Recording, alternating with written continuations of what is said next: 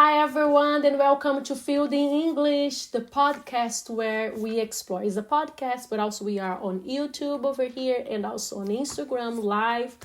It's a podcast where we explore the ins and outs of the English language to help you become a more confident and fluent speaker. I'm your host, Maria, and I'm thrilled to have you with me today. First off, I want to let you know that my husband Eric, who usually joins me on this podcast, is out doing errands and couldn't be here today. Sorry about that, guys. We'll miss him. We'll miss his insights, but don't worry, he'll be back next time. So today we are diving into a topic that's both fascinating and incredibly useful for anyone learning English. Phrasal verbs. Now, you might be wondering that what exactly is a phrasal verb? Well, phrasal verbs are both. Phrasal verbs are verbs that are combined with one or two other words. So we call them particles. So you have a verb and you have a particle. Could be one or more particles. So when you combine these two or other words that usually are prepositions or adverbs, to create a meaning that is different from the original verb. For example, the verb give means one thing on its own. It's like it means, but when you add up, so to give means one thing on its own. But when you add up, which would be give up, as in give up, it means to stop trying to do something. Okay? So phrasal verbs are everywhere in the English language. They are used in everyday conversations, in written texts, and even in professional settings. Learning phrasal verbs, guys, is crucial because they can help you understand native English speakers better and make your own speech sound more natural and fluent. And some phrasal verbs don't make any sense. That's true, yeah. But that is the way that it is. So think of phrasal verbs as little phrases that unlock a more dynamic and expressive way of communicating. For example, instead of just saying start, you might say kick off. So kick off. To give your sentence a little bit more flair and specificity. This expression can add color to your language and help you convey your thoughts more precisely. So in this live today, in this episode, we will explore some of the most common phrasal verbs, their meanings, and how to use them in sentences. By the end of our time together, you have a better grasp of these handy little expressions and feel more confident using them in your everyday English.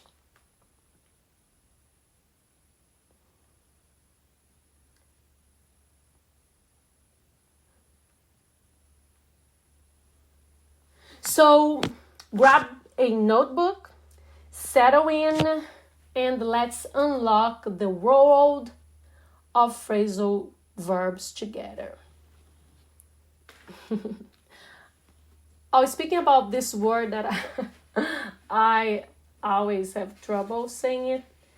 I even said in another live, I gave a trick tricky, I said that it was tricky to pronounce this word. So the way that you do it, it's like you combine the word were, the past, okay, and then with the word old, old,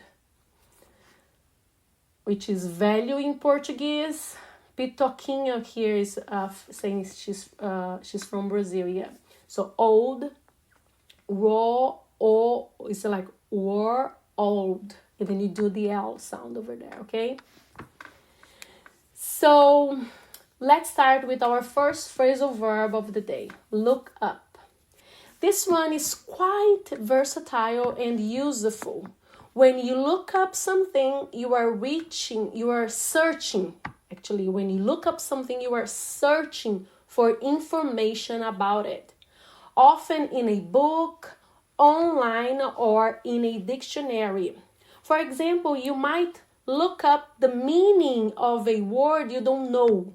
Simple, right? So instead of saying, I need to look, or just use the word look, this to search, for example, I need to search this word on the dictionary. You just say, I need to look up this word on the dictionary.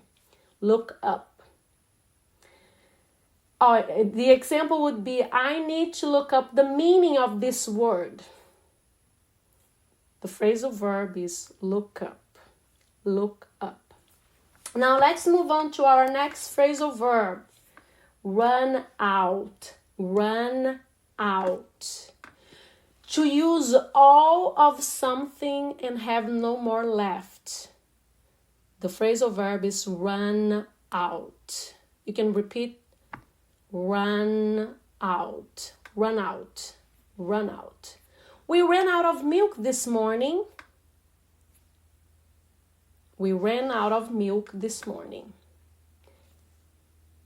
You can also write in the comments a phrase using the phrasal verb run out, which means to use all of something or have no more left.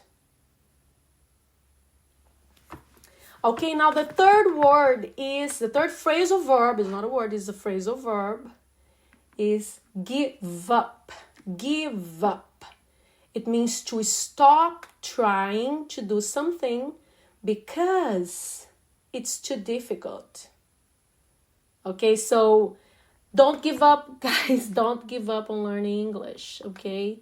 Do not stop trying to do because it looks like difficult, but it's not as difficult as it seems, okay? So the example would be, he didn't give up even when the task seemed impossible. Give up. I like your phrase, my phone runs out of credit. Okay, give up over here. Good job, guys. Okay, the next phrasal verb is turn on. Turn on. Turn on means to switch on a device, like a light or TV. For example, please turn on the lights when it gets dark. So the phrasal verb is turn on. On is with O-N. So turn on. Yeah, turn on. So it's like this. I'm going to write for you guys. Turn on. So this is the phrasal verb. Turn on. The next phrasal verb number 5, is the opposite of turn on. It's turn off. Turn off is to switch off a device. For example, don't forget to turn off the stove after cooking. Don't forget to turn off the stove after cooking. Turn off, yes, that's correct. Yeah, you guys already knew the opposite of turn on. It's turn off. Very good. Now we're going to talk about the phrasal verb take off, which means to remove something, especially clothing. Also, to begin to fly, as in a plane. For example, the plane will take off at 7 p.m. I'm going to take off my sweater. Because you see, I'm removing my sweater. Especially clothing thing, and it can be as to begin to fly, as in a plane. So the plane takes off. The next phrasal verb number 7 is put on. Put on. It means to dress yourself in clothes or shoes. Okay, let me take this off over here. My sweater off. I'm taking my sweater off. Now I'm going to put on. I'm putting on my sweater. Put on. Over here. So put on is to dress yourself in clothes or shoes. For example, she put on her jacket before going outside. Put on. Now the next phrasal verb is get up. Get up. To rise from bed after sleeping. This is one meaning, okay? So, for example, I usually get up at 6 a.m. on weekdays. Get up. Awesome. I see you guys are writing there. Putting on your jacket. Awesome. So putting on is a phrasal verb. That means to dress yourself in clothes or shoes. So you can also, you put on your shoes. So put on your shoes. Now the next phrasal verb is wake up. Okay, wake up. To stop sleeping and become conscious. For example, it's hard for me to wake up early in the morning. To wake up. Wake up. How about for you guys? Is it hard for you to wake up in the morning? Okay, now we're gonna go to the next phrasal verb, which is sit down. So standing now and then sit down. See, I'm sitting down. Very good. The next, let's give you an example. Please sit down and make yourself comfortable. Sit down. Now the next one is stand up.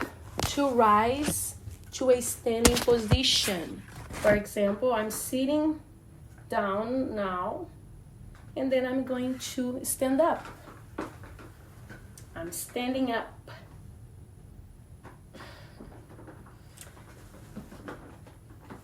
The example here is when the teacher entered, everyone stood up. So you change when you are using in the past, you also change the conjugation, okay? Break down. The next phrasal verb is break down. To stop working, used for machines, also to become very emotional. Break down. For example, our car broke down on the way to the beach. Our car broke down. And the one that I use, the next phrasal verb is the one that I use every day. Actually, no, my husband is doing now this. Is pick up. Pick up.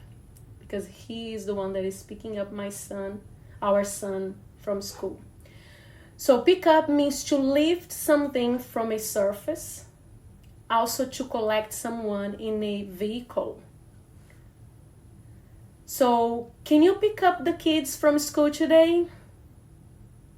In this phrasal verb, there are many phrasal verbs that are separable and many that are inseparable. So this one, pick up, is separable because you could say, can you pick the kids up from school today? Or you could say, can you pick up the kids from school today? That's a good way to to say you choose the way, the position of the particle over there, of the preposition in this case. Now the next phrasal verb is put down. Put down. To place something you are holding on a surface. For example, he put down the book and turned off the light. Put down. Now the next phrasal verb is look after. To take care of someone or something. So look after. She has to look after her younger brother tonight. So she has to take care of her younger brother tonight. So instead of using the take care phrase, you just say look up. Look after, in this case, look after. I meant to say look after. Is to take care of someone. In this case, she has to look after her younger brother tonight. Now the next one is look for. Look for. To search for something or someone. I'm looking for my keys. Have you seen them? Look for. Look forward to is to be excited about something that will happen in the future. So you look forward to. I look forward to our vacation every summer. The next phrasal verb is get along. Get along is to have a good relationship with someone. For example, they get along well despite their differences. Get along. The next one is find out, which means to discover information. For example, I need to find out who is coming to the party. The next one is to bring up, to mention something in conversation, also to raise a child. Bring up. To mention something in conversation, also to raise a child. For example, she always brings up interesting topics during meetings. So it means to bring up. She always brings up interesting topics during meetings. So bring up means to mention something in conversation or also to raise a child. The next one is call off. Call off. It means to cancel something that was planned. For example, we had to call off the picnic because of the rain. So it means we had to cancel the picnic. Call off. The next one is give away, which means to give something to someone for free. Give away. We decided to give away our old clothes to charity. So give away means to give something for free. Hold on is the next phrasal verb. Hold on is to wait for a moment. Also to grasp something tightly. For example, hold on a second. I'll be right back. So it means wait for a moment. So hold on a second. I'll be right back. Set up. Set up. To arrange or prepare something for use. Set up. They set up the tent before it got dark. You can also set up the table. Means to prepare something for use. To arrange. Take care of. This is the next phrasal verb. Take care of. It means to look after someone or something. For example, she will take care of the plants while we are away. While we are away. She will take care of the plants while we are away. So that means she will look after the plants. Is another phrasal verb that we already talked earlier. So the next one is get rid of. To remove or throw away something unwanted. Something unwanted. For example, I need to get rid of these old newspapers. I need to get rid of these old newspapers. Means you need to throw away because you don't want it anymore. Go on. Go on means to continue doing something. For example, please go on with your story. So we want to know more. So just continue telling me the story. Come across. Come across means to find something by chance, okay? I came across some old photos in the attic. So it means that I found some old photos in the attic. So I came across. The next one is hang out. The next phrasal verb is hang out.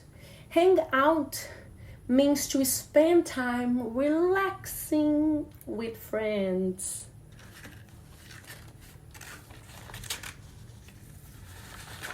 So for example, we usually hang out at the park on weekends. So that means we relax, we spend time with our friends on weekends.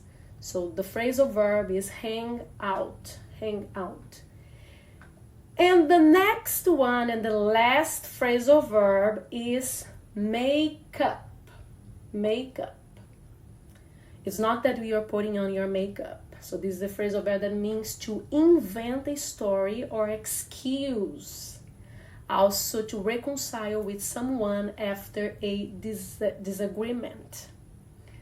So for example, they had a big fight but managed to make up the next day. So that means they reconciled the next day. They became friends better. They agreed the next day. So in this one, to make up, so they had a big fight but managed to make up the next day. Okay, so they had a disagreement but they were okay the next day. Okay guys, so that's it for today. Let me see over here. Yeah, thanks for joining us today. If you have not been following our podcast, go on our bio and follow our Apple Podcast there. We have the link over there. It's on our highlights. And if you have not subscribed to our page, please do it now. We are always there with lessons, many videos to help you guys become fluent and more confident speaking English.